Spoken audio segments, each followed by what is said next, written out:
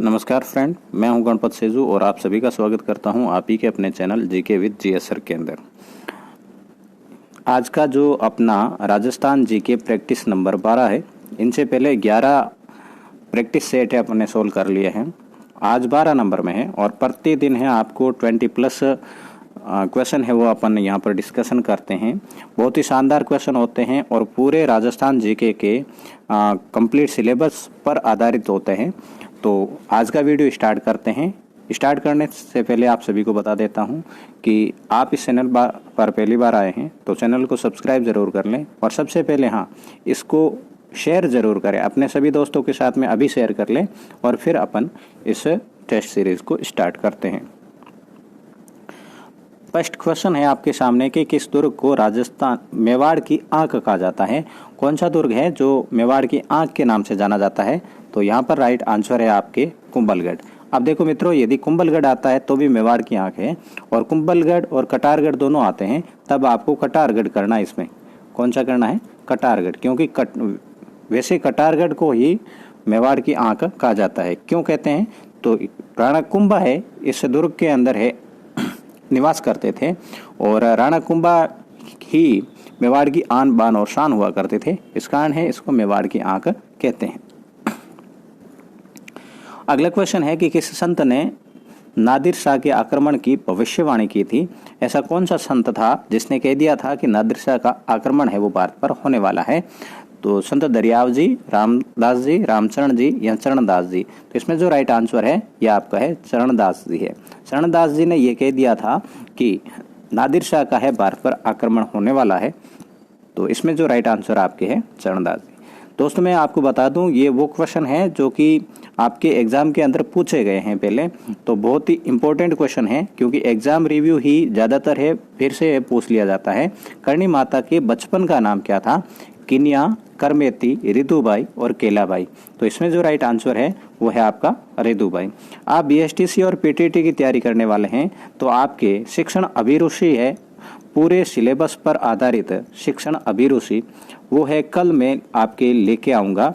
Complete syllabus पर आधारित और पूरे प्रश्न है जितने आपके पेपर में आते हैं वो लेके आने वाला हूँ। तो सभी दोस्तों को है इस वीडियो को शेयर कर दीजिए और जो मैं पोस्ट डालूंगा उसको भी शेयर कर दीजिए ताकि है अपनी लाइव क्लास के अंदर है वो भी जुड़ सकें। तो इसमें जो राइट है करणी माता के बचपन का नाम रितुबाई था। क्वेश्चन नंबर 37 है कि किस महिला ने दयानंद सरस्वती को जहर दिया था? दयानंद सरस्वती को आप सभी को पता होना चाहिए कि जहर देकर है उनकी मृत्यु हुई थी। और वो कौन थी जहर देने वाली? तो यहाँ राइट आंसर है आपके नन्ही भक्तन। कौन थी? नन्ही भक्तन थी जिसने है जहर दे दिया था और फिर है इनकी मृत्यु हो गई थी। राजस्थान की एकमात्र मुस्लिम रियासत कौन सी थी? देखो रियासतें जो है कितनी थी? तो रियासतें 19 थी, है ना। तो उन रियासतों में मुस्लिम रियासत कौन सी थी? तो यहाँ राइट आंसर आपके क्या रहेगा? टोंक रहेगा। अब देखो ये क्वेश्चन और कल वाले क्वेश्चन, इन दोनों में आपको क्वेश्चन है आपके आंसर है वो पहले से शो हो रहे हैं। तो अगला जो सेट होगा उसके अंदर ये क्वेश्चन वाला जमीला है वो नहीं रहेगा, आपके पहले से शो नहीं होगा और आप खुद है उसके अंदर कमेंट करके देख पाओगे। 1857 की क्रांति के समय कोटा का पॉलिटिकल एजेंट कौन था? 1857 की जो क्रांति थी उसके समय पीए कौन था? पीए कहाँ का? कोटा का। तो कोटा का है वो बर्टन था। तो मैं आपको सभी को देखो, अब पीए आपको सभी को पता होना चाहिए। ये मैक मोशन है, मैक पोशन है वो जोधपुर के पीए थे। कहाँ के थे? जोधपुर के। शावर्स है वो उदयपुर के पीए थे। ईडन है वो जयपुर के पीए थे और बर्टन है वो कोटा के पीए थे। पीए बोले तो पॉलिटिकल एजेंट थे। तो ये आपको पता होना चाहिए। मित्रों इस चैनल को ज़्यादा से ज़्यादा सपोर्ट करिएगा ताकि मैं आपके लिए ज़्यादा मोटिवेट होके बेहद ही इम्पोर्टेंट क्वेश्चन है वो लेके आऊँ। हिंदी के भी क्वेश्चन यदि आप चाहोगे तो प्रतिदिन है प्रत्येक टॉपिक पर है आपके टेस्ट है वो आएगा यदि आप सपोर्ट करते हैं तो। वीर भारत समाज के संस्थापक कौन थे? वीर भारत जो समाज है इनके संस्थापक आपको दिख रहा है विजय सिंह पथिक थे। कौन थे? विजय सिंह पथिक। अब देखो यहाँ पर क्वेश्चन है आपके सामने कि मेवाड़ का भीष्म पितामह किसे कहा जाता है। तो यह है राणा चुंडा और बाप्पा रावल, राणा मोकल और राणा कुंभा। यहाँ देखो एग्जामिनर जो है आपको थोड़ा सा फंसा सकता है। कैसे फंसाएगा, जैसे राणा चुंडा लिखा है, कुंवर चुंडारी लिखा है, राणा चुंडा और कुंवर चुंडा आता है तब तो आपको राणा चुंडा करना है। अब कुंवर चुंडा आ जाए और राव चुंडा आ जाए, मैं पूरा कंप्लीट बता रहा हूं आपको, तब आपको कुंवर चुंडा करना है। ध्यान रखना, राव चुंडा आए तो राव चुंडा नहीं है, ये है जोधपुर के, जबकि जो मेवाड़ का भीष्म पिता है वो मेवाड़ के जो कुंवर थे राणा चुंडा वो थे। ठीक है ना, तो ध्यान रखना है ये आपको। महाराणा प्रताप का पथ प्रदर्शक किसे कहा जाता है। महाराणा जो प्रताप है इनका पथ प्रदर्शक है वो किसे कहा जाता है। राणा कुंभा को कहते हैं राणा उदय सिंह, भामाशाह या राव चंद्र सेन। तो राव चंद्र सेन को ही मेवाड़ का महाराणा प्रताप का पथ प्रदर्शक कहा जाता है, और राव चंद्र सेन है इसी को ही भूला बिसरा राजा कहा जाता है। क्या कहते हैं, भूला बिसरा राजा। ठीक है ना। और महाराणा प्रताप का इन्हें अग्रगामी भी कहते हैं, अग्रगामी का हो, पथ प्रदर्शक का हो, भूला बिसरा राजा का हो। और ये थे कि कहाँ के, तो मारवाड़ के राजा थे। फिर है अकबर का सामना अधीनता स्वीकार नहीं की और इन्हें वनों में दर दर भटकना पड़ा था। मेवाड़ के इतिहास में सबसे पहले सोने के सिक्के किसने जारी किए थे।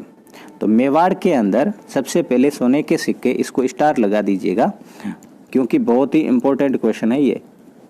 तो इसमें जो राइट आंसर है आपके बाप्पा रावल है। कौन है, बप्पा रावल जो है, इन्होंने ही मेवाड़ के अंदर सबसे पहले है सोने के सिक्के वो जारी किए थे। चौहान वंश की प्रारंभिक राजधानी थी। चौहान वंश है, इनकी प्रारंभिक राजधानी कौन सी थी ये बताना है। देखो यहाँ आपके ये ऑप्शन है, इसके अंदर क्वेश्चन तो आंसर तो दिख ही रहा है, अहिछत्रपुर बोले तो नागौर के अंदर, नागौर का प्राचीन नाम है, और अहिछत्रपुर ही चौहानों की क्या थी, प्रारंभिक राजधानी थी। फिर है सपादलक्स हो जाती है। ठीक है ना, सपादलक्स के बाद में आमेर हो जाती है, और फिर लास्ट में है वो जयपुर होती है। सॉरी ये मैंने कुछ गड़बड़ बता दिया है। ये सपादलक्स वाला तक तो ठीक है, ये आमेर और जयपुर ये गलत है। ठीक है। राज्य में मछली पकड़ने के कांटे का प्रयोग किस सभ्यता में हुआ है। अब देखो राजस्थान के अंदर जो सभ्यता स्थल है, इसके अंदर आपके इस प्रकार के क्वेश्चन पूछे जा सकते हैं। राज्य में मछली पकड़ने का कांटा है वो कहां से मिला है, आहड़ से, कालीबंगा से या फिर गणेश्वर से। यहाँ पर आपके आंसर दिख रहा है कि गणेश्वर से मिला है। और गणेश्वर किस नदी के किनारे है, तो ये है आपके कांतली नदी के किनारे पर। कौन सी नदी के किनारे पर है, कांतली नदी के किनारे पर है। राज्य में आशा कार्यकर्ता का संबंध है। देखो आशा कार्यकर्ता है, मोस्ट है, ध्यान रखना। आशा कार्यकर्ता का संबंध किनसे है, शिक्षा क्षेत्र से, स्वास्थ्य क्षेत्र से, समाज सेवा से या फिर विद्युत उत्पादन क्षेत्र से। तो ये देखो स्वास्थ्य सेवा क्षेत्र से है। ये क्या करती है कि जो गर्भवती महिलाएं होती है इनको केयर करने के लिए आशा कार्यकर्ताओं को नियुक्त किया गया है। तो ये स्वास्थ्य क्षेत्र से संबंधित है। राज्य में कांकरेज किस पशु की नस्ल है। कांकरेज जो नस्ल है वो कौन से पशु की है ये आपको बताना है। तो कांकरेज है वो गाय की नस्ल है। कांकरेज कहाँ की है, गाय की नस्ल है। और ये कहाँ पर है पाई जाती है, तो ये सांसौर मालानी क्षेत्र में। कहाँ पर, सांसौर मालानी क्षेत्र के अंदर ये गाय पाई जाती है। राजस्थान का राज्य पक्षी है। राजस्थान का राज्य पक्षी ये तो सभी को पता होना चाहिए, गोडावण है। और इनके देखो आपको वैज्ञानिक नाम है ये भी याद होने चाहिए। लूनी नदी के बेसिन को कहा जाता है। लूनी नदी का जो बेसिन है ना, इन्हें क्या कहा जाता है, तो ये कहा जाता है गोडवाड़। ये जो लूनी नदी है पश्चिमी राजस्थान की सबसे लंबी नदी है। ऐसा क्वेश्चन आ जाए कि पश्चिमी राजस्थान की सबसे लंबी नदी कौन सी है, ठीक है ना, तब आपका आंसर है वो कौन सा रहेगा, लूनी नदी रहेगा। और नदी के बारे में मैं और बताऊं तो नदी में यदि आपको ऐसा आ जाए कि पूर्णतः राजस्थान में बहने वाली सबसे लंबी नदी कौन सी है, पूर्णतः राजस्थान में बहने वाली, ठीक है ना, ऐसा है तब आपको क्या करना है, बनास करना है। और सीधा ऐसा आ जाए कि राजस्थान की सबसे लंबी नदी कौन सी है, तब आपको क्या करना है, चंबल करना है। राजस्थान राज्य की अंतर्राज्यीय सीमा कितनी है, राजस्थान राज्य है इसकी अंतर्राज्यीय सीमा है वो कितनी है, तो इसमें आंसर आपके दे ही रखा है 4850 किलोमीटर। और ये जो 1070 है ये पाकिस्तान के साथ में लगने वाली अंतर्राष्ट्रीय सीमा है, यह ध्यान रखना, पाकिस्तान के साथ में अंतर्राष्ट्रीय सीमा है वो, उनकी लंबाई कितनी है, 1070 किलोमीटर। यहाँ पर मैंने देखो, आप कमेंट ऐसे मत कर देना कि सर ये 4850 नहीं है, तो यहाँ मैंने अंतर्राज्यीय सीमा पूछी है ना।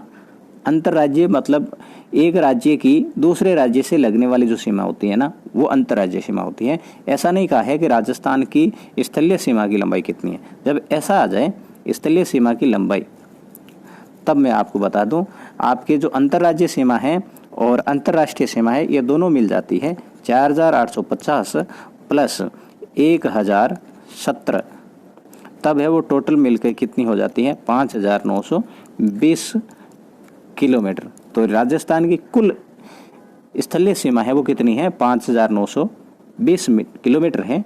अंतर्राज्यीय सीमा की बात करें 4850 है, और आपके अंतर्राष्ट्रीय सीमा की बात करें तब है आपको 1070 किलोमीटर।